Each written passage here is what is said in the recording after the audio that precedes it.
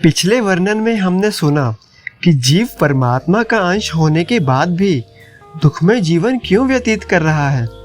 तो अभी प्रश्न आता है कि आखिर आनंद है क्या।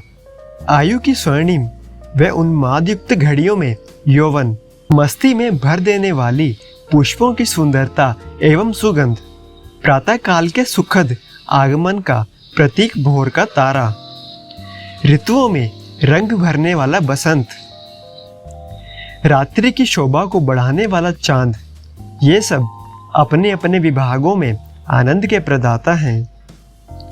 इनका आगमन ही आनंदकारी तथा सुखद है। इनका नाम लेने मात्र से अनायास ही मुंह से निकलता है कि ओह कितना मादक यौवन है, कितनी मधुर सुगंध है, कितनी प्यारी भोर है, कितना सुहावना मौसम है। पूर्णिमा के चांद से रात्रि भी नशीली बन जाती है। इस आनंद शब्द ने प्रत्येक प्राणी के हृदय में हलचल मचा रखी है।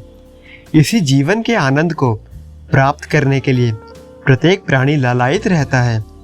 यही धुन हृदय की पुकार तथा अंतरात्मा की खोज में सवार रहती है कि दुख चिंता से मुक्ति मिले एवं आनंद से जीवन व्यतीत हो। सोचिए और विचार कीजिए कि यह आनंद वस्तु क्या है जो ढूंढने पर भी नहीं मिलती। मानव का मन रसिक है, इसे नीरसता तो प्रिय ही नहीं। मोहक दृश्यों एवं पदार्थों की ओर यह अनायास ही आकृष्ट हो जाता है। किसी भी नई और अनोखी वस्तु को देखकर मोहित हो जाता है। नित्य नई वस्तुओं और नई इच्छाओं की पूर्ति में जुटा रहता है।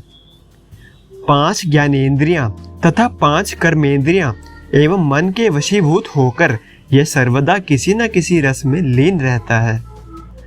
वह वस्तु भी यही है जो इसे हर समय उन्मत्त यानी पागल बनाए रखती है। इन रसों के पीछे एक गुप्त शक्ति कार्य कर रही है जिसे आनंद अथवा सुख भी कहते हैं। इन रसों के आस्वादन पर क्षण भर के लिए तो जरूर आनंद की अनुभूति होती है। मानव के मन नित्य नए सुख ऐश्वर्यों को जुटाने के लिए साधनों में दिन रात 24 घंटे दौड़ धूप करता रहता है। प्रतिपल नए रसों का आस्वादन करते हुए भी इसे तृप्ति नहीं मिलती। यह सदा असंतुष्ट ही रहता है। गिरगिट की न्याय सदा रंग बदलता रहता है। बंदर की न्याय सदा चंचल रहता है। एक इच्छा के पूरा होने से पहले ही हजारों इच्छाएं अपना दामन फैलाए अन्य रसों की उमंग लिए उपस्थित हो जाते हैं। एक पदार्थ का रसवादन करने के पश्चात इसे वह रस नीरस तथा फीका अनुभव होता है। कभी कभी किसी रस से दिल बिल्कुल उब भी जाता है, परंतु फिर इसके अंतर्मानस में किसी गुप्त रस की पिपासा बनी रहती है। वास्तव में मानव की आंतरिक पुकार एक रस दिव्य अखंड आनंद को प्राप्त करने को लालायित रहती है।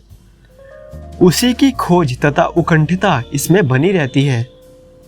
परंतु यह मनुष्य सांसारिक सुख ऐश्वर्यों, रस भोग, जिनमें क्षणिक सुख और आनंद की प्राप्ति होती है, जो पानी के बुलबुलों की तरह शीघ्र ही नष्ट हो जाने वाले होते हैं, बार बार इन्हीं रसों की ओर दौड़ता रहता है।